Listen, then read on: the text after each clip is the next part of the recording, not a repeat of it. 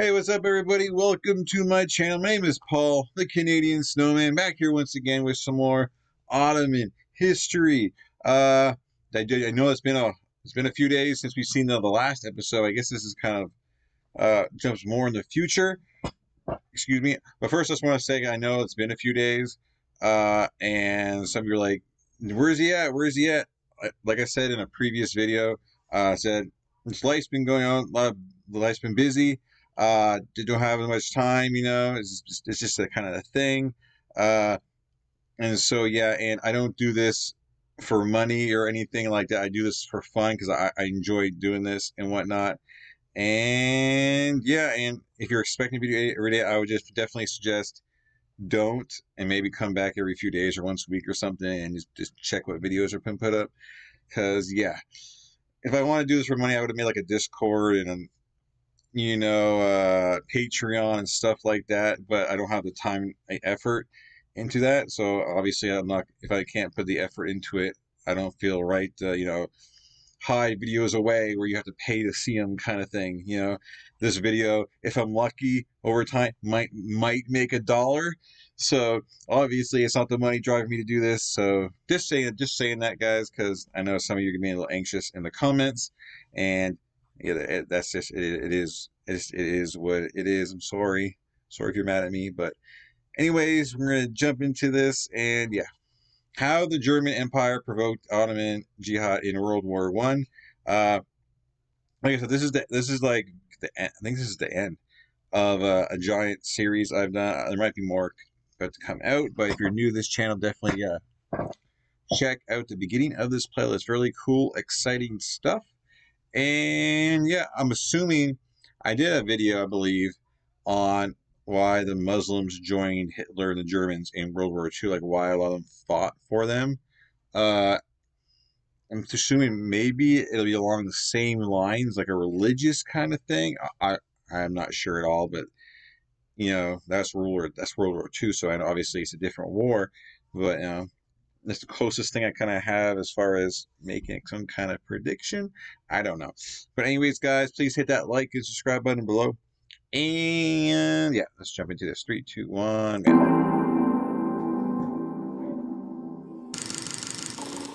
The Ottoman-German alliance during the First World War is often talked about as a foregone conclusion, but that is an oversimplification, and this alliance wasn't as straightforward. In this video, we will cover how this alliance was created, and what the reaction was to this alliance in Europe and in the Muslim world, as well as discussing if the German Empire tried to win the war using the Ottoman Jihad. And if you want to immerse yourself into the Great War, the sponsor of this video, Supremacy 1914, is a perfect game for you. In this free on time, we've also created a special game for our viewers, detailed at the end of the video. The once mighty and all-conquering Ottoman Empire had become a shadow of itself by the early 20th century. The empire, which had once instilled fear in the hearts of the European monarchs, had become corrupt in a state of constant turmoil, with a weak army, finances virtually controlled by the Ottoman Public Debt Administration, dominated by the European great powers, which also claimed patronage and protection of various minorities living in the empire. The latest major pre-World War I devastation of the Sublime Porte was its defeat in the First Balkan War in 1913, as a result of which the Ottoman Empire ceded almost all of its European territories, losing 250,000 soldiers. The Arabic periphery of the empire. The Balkan Wars. That seems like some kind of interesting series to do one day. Huh. Because with that, I would have liked to know a little bit more about that, but anyways. 250,000 soldiers.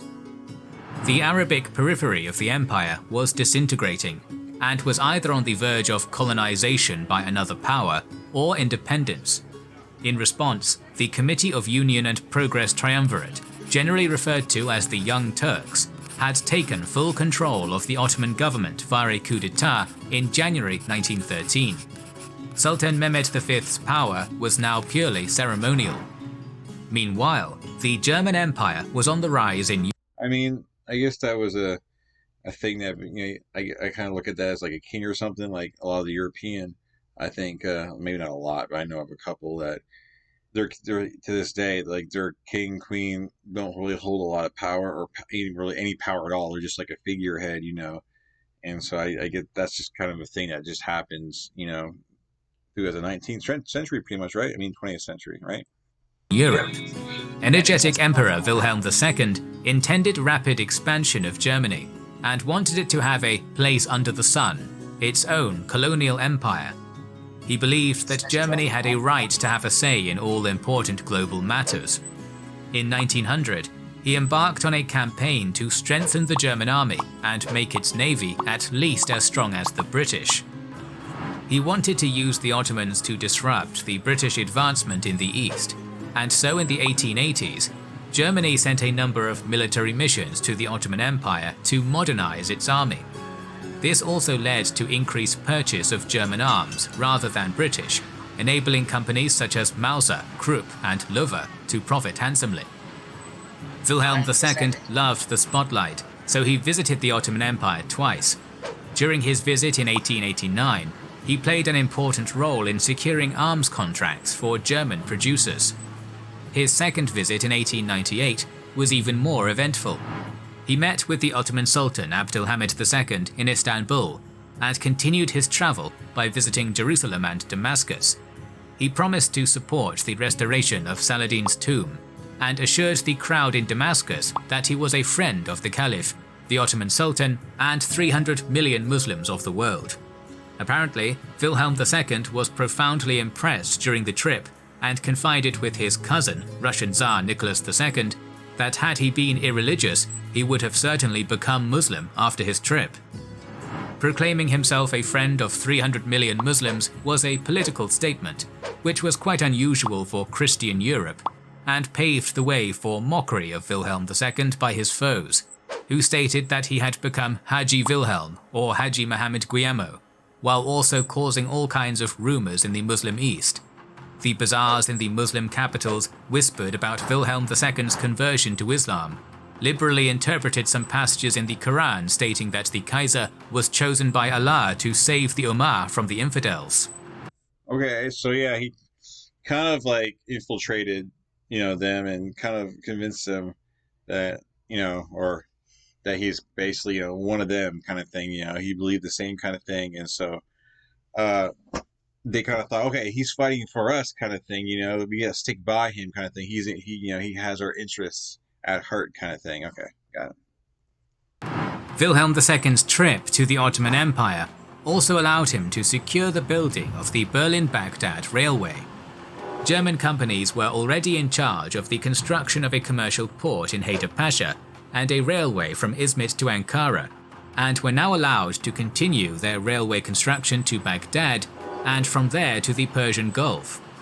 Germany hoped that the Berlin-Istanbul part of the railway would prevent Russian expansion to the Mediterranean through the Balkans, and it would help to transport German goods to the east faster. There were rumors of oil fields in Mesopotamia, and the Berlin-Baghdad Railway would allow Germany to transport oil for its industry faster. Moreover, it had implications for British imperial interests in Egypt, Iran and India, as well as the French interests in the Levant. Thus, the project caused considerable unease. Yeah, this is kind of like the transfer of like the United Kingdom, like it's still kind of like their height of power right before World War One, right? Their influence, and then after World War One, it kind of went for the United Kingdom, kind of went like downhill, because of how many losses, and how much they went through during World War One. I mean, everyone went through a lot, but definitely, what's basically you guys would say about the start of the decline of the United Kingdom. But anyways, this is not about the United Kingdom. That's what they're telling me right now. As well as the French interests in the Levant. Thus, the project caused considerable unease in the European capitals.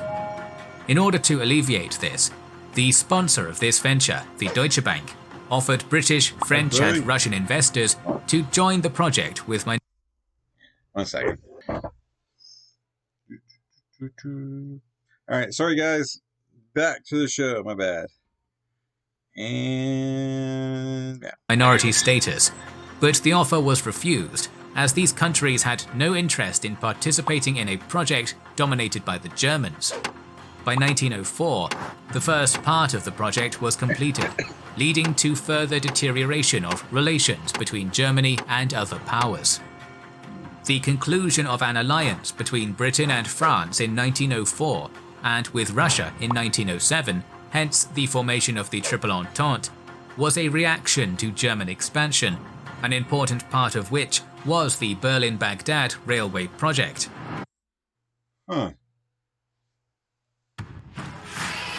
Click this and play Control.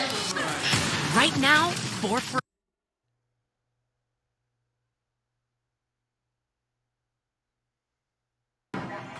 Throughout, I guess I really didn't realize. I mean, obviously that they were the biggest player in World War One, but nearly didn't realize. I guess how much power they kind of had. They were way up there.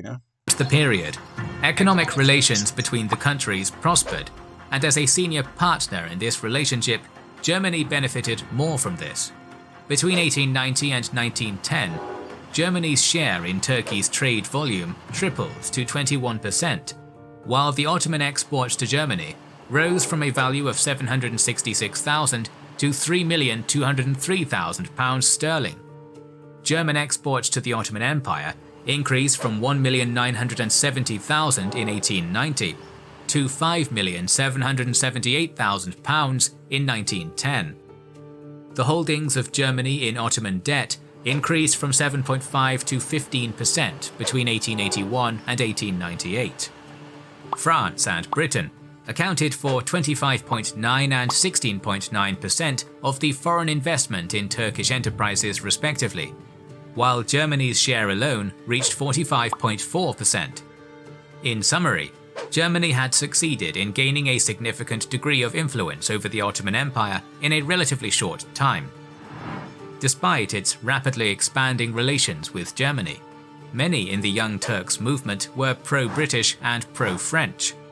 German support for the Austrian annexation of Bosnia and reports about the conflict between local and German military leadership turned public opinion, and some Turkish newspapers called on the government to remove the German military. The Grand Vizier Kamil Pasha wanted to check the increasing German influence over Ottoman military affairs, and invited British naval officers to oversee the reorganization of the navy. He managed to limit the German military presence to 15 to 20 men, all below the rank of colonel. France was invited to oversee the establishment of the gendarmerie in the Ottoman Empire. So, during the July crisis of 1914, just prior to the beginning of the First World War, the Ottoman Empire's situation was uncertain, and a military alliance with Germany was by no means a decided affair. The principal Ottoman concern was to retain its existing territory, particularly checking the threat coming from Russia to the Straits and Istanbul, as well as eastern Anatolia. So I guess the Sultan there, well, not the Sultan, but the powers that be there, are just trying to play both sides, and because they want their best. They want their best interests at heart, and they don't want to put all their chips in Germany's side. Like, hey, let's see what something's going on here. Let's bring the British in here and the French in here. We know that they're the Germans' enemy, I guess, kind of thing. So we're gonna see what they have to say, and say like, what's our best option, kind of thing. And so it's kind of scary on both sides, and you have two sides, working against each other. You're gonna get the best outcome for yourself because they're competing against each other, and The triumvirate also sought to decrease foreign involvement in the internal affairs of the empire. On the 22nd of July, Enver Pasha proposed an alliance with Germany to the German ambassador in Istanbul, but it was refused, as the German government and its military command did not believe that the Ottoman Empire had anything to offer as an ally. Cemal Pasha's similar offer to France was rejected as well. The same happened to Talat Pasha's offer to Britain. Wilhelm II was informed about the Ottoman attempts and reacted quite angrily. "It is absolutely nothing compared with earlier. Turkey no longer intends to stick with us. They are trailing in the Russo-French wake where money is thrown about and is feeding us solely with words. We cannot keep Turkey on our side because we have no money. They amuse us with fine-sounding words, but are joining Russia and the Triple Entente for anti-Greek aims. We are in fact sharpening Turkish weapons for them. Wilhelm II was a fervent supporter of a military alliance with the Ottomans, as he believed that as a caliph, the Sultan would be able to persuade the Muslims of the world to rise up against Britain, France and Russia. The expectation from the Ottomans was to divert the attention of the British and Russian forces from the main theatre of war in Europe to the Middle East and the Caucasus. The Ottomans were to mobilize the Muslim subjects of the Entente countries after liberating them from occupation. It seems like there was a degree of support for the alliance with the Ottomans in German political circles too. The decision of the British government on requisitioning 2 ready warships built in the British shipyards for the Ottoman Navy gave another opportunity for the German and Ottoman governments to discuss their alliance. This incident alienated pro-Entente forces in the Ottoman government. Germany offered SMS Goeben and SMS Breslau as replacements for the Ottomans in order to demonstrate its goodwill and gain influence. Talks between the states culminated on August 2nd, when they signed a secret treaty making them allies for the war. A few days later, the Ottoman government opened the Dardanelles Strait to allow SMS Goeben and SMS Breslau with a German commander and crew to the Black Sea. Even after signing the treaty, the Ottomans tried to stay out of the war for as long as possible, preferring to wait for the initial result of military actions. They continued their attempts to negotiate with the other great powers, but to no avail. The Germans pushed as hard as they could for the Ottomans to immediately join military actions. Finally, on the 29th of October 1914, Breslau and Goeben, under Ottoman flags but commanded by the German Admiral Wilhelm Souchon, made a surprise attack on the Russian naval bases in Crimea. Russia declared war on the Ottoman Empire, and soon her allies did the same, ultimately dragging the Ottomans into the war. On November 14th, the Sultan made this proclamation: "O Muslims, ye who are smitten with happiness and are on the verge of sacrificing your life and your goods for the cause of right and of braving perils, gather now around the imperial throne, obey the commands of the Almighty, who in the Quran promises us bliss in this and the next world. Embrace ye the foot of the Caliph's throne, and know ye that the state is at war with Russia, England, France and their allies, and that these are the enemies of Islam. The chief of the believers, the Caliph, invites you all as Muslims to join in this holy war." Wow. Jihad was just... So basically, it has nothing really to do with religion. They're just kind of playing off that to kind of get support. But wow, it sounds like the Ottomans, like, they really didn't want to go to war. They're just like, they don't want to play, they just wanted to stay out of things. And I think the German, Germany wanted them in the war bad, so they were kind of looking for an excuse to, I guess, this first little battle, was a good way to get Ottomans in completely, where they couldn't back out. The Ottomans, they couldn't back out and side with anybody else. The first attack was made, and the Ottomans they're knee deep in it now. So, no turning back and changing your alliances now. So I'm sure the Germans were happy to finally get that, first little battle out of the way. Justified with the argument, and the Muslim community was attacked by Britain, France and Russia, and called their subjects to rise up against the infidels, and stated the names of infidel countries to be targeted. The fatwa also prohibited fighting against the Ottoman Empire. The previous century saw a number of proclamations of jihad during the wars participated in by the Ottomans, but there were also cases where there was no proclamation of jihad during wars in order to avoid alienating European powers. Some historians argue that the proclamation was pushed by the Germans, who believed that the proclamation of jihad could lead to a Muslim uprising against Britain, France and Russia. But given the scale of the war, the Ottomans could have themselves decided to proclaim jihad with an aim to gain whatever advantage it could give. I need my online degree to mean something. With WGU, it does.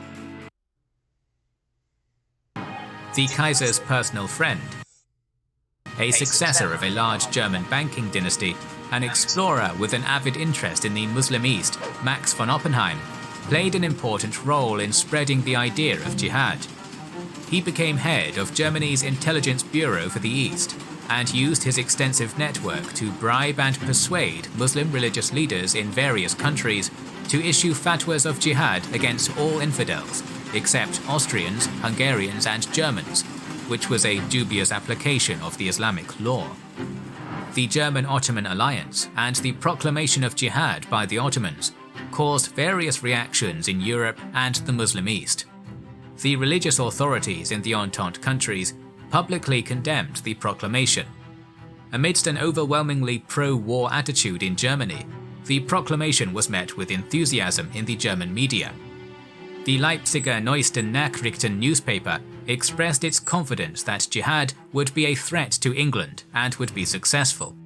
A call from the Caliph will be heard as far as Arabia, in Algiers, in Morocco, and the band of shared faith will unite them all. Interestingly, it caused an academic debate among the researchers of Islam in Europe. Prominent Dutch scholar Christian Snoek Herronje attacked his German colleagues for supporting the Ottoman proclamation of jihad in his article called The Holy War Made in Germany. Snoek had lived in Muslim countries for a significant portion of his life and acted as a colonial advisor in Indonesia for the Dutch. He had a certain affection for the Muslims, and throughout his academic life and civil service, did a lot to improve the lives of Muslims living in Dutch colonies. In the article, he accused his German colleagues of instigating this whole process. Snoek believed in integrating Muslims into European societies, and that proclamation of jihad was detrimental to that. He argued that jihad was a medieval concept which had no place in modern political discourse. In general, Snoek was staunchly against using religion for political and military purposes. He criticized German scholars Hugo Grote and Karl Heinrich Becker, who stated in their articles their belief that Germany would help Turkey to rebuild and modernize, while Turkey should support Germany by proclaiming jihad against his enemies, and called the support for jihad a great sin. Snoek's article was translated into English and gained significant prominence in the Entente countries, particularly inside academic circles, as the anti-German bloc was engaged in its own propaganda to mitigate the risks of jihad proclamation. In London, The Times published a series of declarations of Muslims in India, including the leader of Nizari Ismailis in India, Aga Khan III, expressing their support for Britain. In Russia, the Mufti of the Caucasus issued his own fatwa condemning the Ottoman jihad. In France, the Revue du Monde Musulman journal published numerous articles and letters from Muslim leaders in North and West Africa, who assured their support to France. One of such was from the Sultan of Morocco, who called Muslims to defend France. So the Entente countries were wary of the potential of the jihad proclamation and took their own steps against it. The Ottoman press was overwhelmingly supportive of an alliance with Germany and Austria.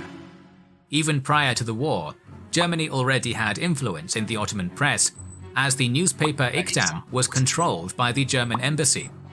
Some publishing houses in Istanbul were owned by German companies.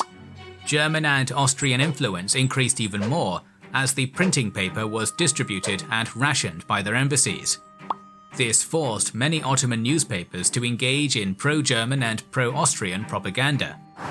Servet i Fünun, printed in a publishing house co-owned by the Deutsche Orient Bank, praised Germany for transferring 2 warships to the Ottoman Empire in its article called The Muslim World and the Germans, where they all— Man, propaganda, huge deal in like getting the Ottomans on their side. Well, more, I really just not the, it's not really Ottomans, but jihad in general. You know, the faith. Wow. the Ottoman Empire in its article called The Muslim World and the Germans, where they also mentioned that, unlike the Entente, Germany had always been respectful of Muslims. Similarly, newspaper Tanin also praised Germany for giving 2 warships to the Ottoman Empire. Apart from applauding Germany for its support to Turkey, early Gave 2 warships to the Ottoman Empire so they could attack Russia and be at war. Wow. During the war, the Turkish press also tried to conceal information on the German defeat at the Marne and spread propaganda about German victories. After the proclamation of the alliance with Germany and the Holy War, the Ottoman military journals and newspapers published the text of the Proclamation of Jihad and justified its alliance with Christian nations Germany and Austria by claiming that they had always been friendly to the Ottomans and Muslims, somehow forgetting how Muslim Bosnia was annexed by Austria a few years ago. The Ottoman press also reported on good treatment of Muslim POWs in Germany, which was the policy enacted under. It just reminds me today of, like, depending on like what newspaper you pick up, or I guess what news station you watch, it's going to be either pro this or pro that. You know, it's the same thing. You know, TV today is the exact same thing. Like, if you want, it depends what group you're in. Less like in the States, like there's the Democrat, Republican. You know, there's news sites for each one, and you know, but in this case, like, there's just one site. You don't have an option for another one, so you're going to obviously get won over by this one source of information is going to convince you otherwise, even though it could be totally opposite. Under the advice of Max von Oppenheim. The editor-in-chief of Tanin, Ahmet Emin Yelman, was sent to Germany as a war reporter to inform the Ottoman press about the German victories. The Ottoman war commander, Kazim Karabekir, who served as a chief of intelligence of the general staff of the military during the war, and later became one of the main lieutenants of Mustafa Kemal Ataturk, stated that the Ottoman propaganda continuously repeated that Germany's victory was inevitable, that Muslims needed to use this opportunity to become free, that the Muslim Ummah was going to revolt under the orders of its caliph, and that Britain and Russia were the enemies. Under the conditions of wartime journalism, the Ottoman press regularly published articles reiterating the above points. But considerable efforts by Germany and the Ottoman Empire to incite uprisings in the Muslim colonies of the Entente countries failed, as in practice, the Ottoman Sultan did not really have much influence over Muslims of the world.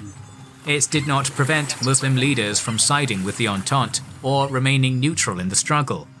If you're a Muslim living in one of those other countries, and you see that everyone's treating you fine, you're living a good life where you're at, you know, someone from a far foreign country, I guess, is not going to be able to convince you to attack your neighbors, you know, because they're living that life. They know how they're being treated. So getting a flyer come in saying you're being treated bad, it's not going to convince you because you're living that life and you know you're not getting treated bad. So I get it.